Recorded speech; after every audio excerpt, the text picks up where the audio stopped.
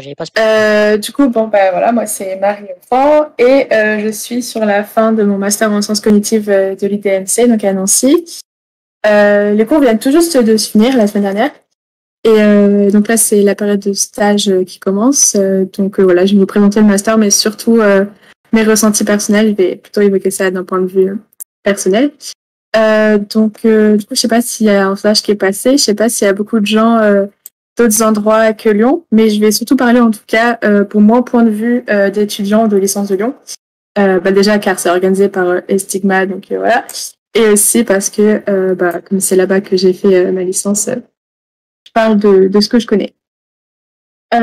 Du coup, pour commencer, pour les admissions rapidement, je voulais vous donner un petit conseil. C'est pour la lettre de motivation. Pensez bien à indiquer votre projet professionnel, même s'il est en construction, même s'il n'est pas forcément défini. C'est pas obligé qu'il soit définitif et que vous soyez emprisonné dans ce projet professionnel, mais juste les enseignants veulent savoir que vous êtes bien là où vous voulez pour une raison et que vous n'êtes pas perdu sur votre chemin. Surtout pour des étudiants de Lyon qui sortent de la licence Sciences Co et qui sont un peu, entre guillemets, fragiles par rapport à toutes les matières de maths, informatique, etc. Donc voilà, bien indiquer la direction de votre projet professionnel. Et dire aussi que vous êtes vraiment motivé à apprendre, même dans les matières où vous serez en difficulté. Parce que je pense que c'est obligé qu'il y ait des matières où vous serez en difficulté. Donc montrez que vous êtes vraiment là pour une raison, que vous êtes intéressé, que vous êtes curieux, que vous voulez apprendre par vous-même. Voilà. Rapidement, pourquoi j'ai choisi ce master-là, moi, c'est parce que je voulais pas faire de recherche. Et en sortant de la licence de sciences cognitives de Lyon, le master Sciences Co, ça avait l'air d'être vraiment plus orienté à recherche. Et donc, j'ai choisi le master de Nancy parce que c'était celui qui avait l'air le plus orienté, professionnalisant, là où il y avait vraiment des Sciences Co appliquées. C'est ce que je pensais en tout cas à l'extérieur. Et c'est pas vraiment faux, enfin vous verrez plus tard. Donc voilà, c'est pour ça que j'ai choisi ce master-là. Et donc voilà. Prochaine étape. Donc une fois que vous avez été admis, déjà bravo à vous, je vais vous donner un conseil qui, je pense, est à prendre très sérieusement, vraiment à la mesure du possible. Et je dis encore une fois ça, surtout pour les étudiants qui sortent de la licence Sciences Co de Lyon. Mais préparez-vous au maximum. Déjà, normalement, quand vous êtes inscrit administrativement, il vous donne accès à la plateforme Arch, où vous avez accès aux cours de L1. Et c'est ces cours de L1 Miège qui vous donnent pour vous préparer au master, pour rattraper votre, entre guillemets, retard. Et essayez aussi, si vous avez fait une terminale S, de reprendre vos cours. Moi, je ne l'ai pas fait parce que je ne pensais pas, mais je pense que ça m'aurait bien aidé. Donc voilà. Et ensuite aussi, au début de l'année, normalement, ils font une remise à niveau avec des cours qui reprennent les bases, ou enfin, ce qu'ils appellent en tout cas les bases, en maths, en informatique, etc. Donc, allez-y de manière impérative, vraiment. Il faut aller à ces cours de remise à niveau, parce que c'est ce qui va vous permettre de mieux comprendre. Enfin, de réussir à comprendre quelque chose plutôt. Rapidement, en ce qui concerne les cadres, bon, ça a déjà été dit. Mais du coup, l'IDMC, c'est un cadre plutôt sympa. C'est un UFR un peu indépendant de l'Université de Lorraine, puisque c'est dans des bâtiments un peu à part, où il n'y a que deux instituts, donc l'IDMC et l'IAE. Donc c'est une petite fac à taille humaine, et il y a vraiment, vraiment une ambiance école, contrairement au gros campus, par exemple, de Lyon 2, où on est, je sais pas, 10 000, 20 000 dessus. Enfin, j'ai pas vraiment d'idée, mais voilà. C'est vraiment différent. Et aussi, du coup, les profs, comme on est beaucoup moins nombreux, j'ai des petites promos en master, on est entre 30 et 35 peut-être. Du coup, les profs, ils sont vraiment disponibles, vraiment à notre écoute. Donc, si vous avez besoin d'aide, etc., ils sont contents de vous aider. Mais ils sont pas non plus sur votre dos. Donc, ça, c'est cool parce que j'avais un peu peur de revenir dans une ambiance un peu lycée où tu as un suivi hyper poussé des profs, mais pas du tout. Tu restes quand même dans un cadre de fac. Donc voilà. Et petite précision, je sais plus si ça a été dit, mais Il y a, comme le master est en commun avec le master traitement automatique des langues, qui est un master international, il y a une bonne partie des matières qui sont en anglais, données par des profs français, mais qui sont en anglais quand même, donc c'est à savoir.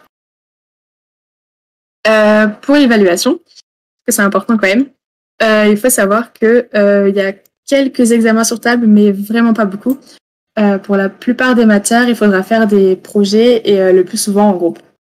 Donc vraiment oublier les sessions de partiels où il y a toute une période de l'année qui est banalisée. Vous avez 10 partiels en 2 semaines ou je sais pas quoi. Là, c'est pas du tout ça. Quand il y a des partiels, ils sont un peu soit étalés sur l'année ou soit ils sont à une période, mais c'est pas vraiment pas pareil, quoi. Ils sont pas, et il y en a pas beaucoup aussi, surtout. Parce que comme je disais, c'est surtout des projets et surtout des projets de groupe. Donc pour ça, je sais que quand on connaît personne, c'est pas évident, mais dans la mesure du possible, essayez de vous mettre avec des gens sérieux, que vous savez qu'ils bosseront, parce que sinon, voilà, quand on sait ce que ça donne. Donc voilà. Petit point pour la suite. Pour l'alternance, donc je crois que c'est un des rares masters Sciences Co en France qui se fait en alternance. Je vous ai mis le planning de la première année de master de cette année. Et du coup, l'alternance, ça a un impact à la fois sur les alternants, mais aussi sur les non-alternants. Parce que du coup, comme vous pouvez le voir, il y a des périodes de cours et des périodes de pas cours. Donc, quand t'es alternant, tu alternes l'entreprise et les cours, et quand t'es pas alternant, il y a 4 semaines où t'as pas cours du tout, ou presque pas de cours. Et du coup, pendant ces 4 semaines, t'as un projet tutoré, comme une sorte de mémoire, où t'es censé travailler dessus pendant les 4 semaines. Donc voilà. Du coup, comme j'ai fait les deux, j'ai fait mon M1 en n'étant pas alternante et le M2 en étant alternante. Donc j'ai pu comparer les deux et les deux ont clairement leurs avantages et leurs inconvénients. Donc par exemple, quand t'es pas en alternance, c'est clairement plus tranquille. Tu travailles quand même beaucoup moins parce que pendant les 4 semaines de pas cours, t'es pas en 35 heures sur ton projet tutoré, quoi. C'est plus cool. Mais faut quand même bosser dessus. Et normalement, dans plus ou moins toutes les matières, t'es censé avoir plus de travail que les alternants. Enfin, plutôt les alternants sont censés avoir moins de travail que toi avec. Voilà, c'est un peu pareil. Et quand t'es alternant, du coup, c'est vraiment très dur le rythme. Tu t'arrêtes jamais. Quand t'es en cours, t'as hâte d'être en entreprise pour, entre guillemets, souffler un peu et avoir moins de devoirs à rendre. Mais en même temps, quand t'es en entreprise, t'as aussi hâte de retourner en cours parce que bosser en alternance, c'est parfois très difficile selon là où t'es et ce que tu fais. Donc voilà. Mais à savoir que malgré ce que disaient les profs aussi, quand t'es en alternance, tu dois aussi bosser sur les périodes d'entreprise. Tellement il y a de devoirs à rendre et de trucs à faire. Donc tu peux pas dire c'est bon, là je vais en entreprise, j'ai plus de devoirs. Non, c'est pas fini, ça s'arrête jamais. Donc voilà, faut en avoir conscience que c'est beaucoup de travail. Après, ceci dit, je conseillerais quand même l'alternance. Déjà pour l'expérience professionnelle que ça apporte, qui est clairement non négligeable. Et aussi le salaire, autre chose qui est non négligeable aussi. Mais il faut vraiment être prêt à beaucoup travailler. Et du coup, par rapport à ce que je dis tout à l'heure, là, que l'année vient de se finir, c'est aussi à savoir que le stage commence que fin mars, début avril. Donc ça change un peu des autres formations, c'est à savoir. Alors, mon ressenti vraiment personnel. Beaucoup de choses à dire. Donc, pour être honnête, ça a été vraiment très très dur pour moi. J'ai pas forcément bien vécu ce master pour plusieurs raisons. Déjà, comme je disais, il y a énormément de travail tout le temps. À part au début de l'année, en septembre-octobre, ça va. Mais dès le mois de novembre, il y a tout qui te tombe dessus. T'as 10 000 choses à faire, à rendre, et tu te retrouves à crouler sous les projets. Donc c'est difficile. Ensuite, j'ai beaucoup galéré parce que il y a c'est très orienté maths informatique quand même. C'est clairement un master MIH. Donc même si au début j'étais hyper motivée, j'ai suivi la remise à niveau et tout. Mais même ça, même à la remise à niveau, pour vous dire, j'étais paumée. Donc c'était assez mal parti.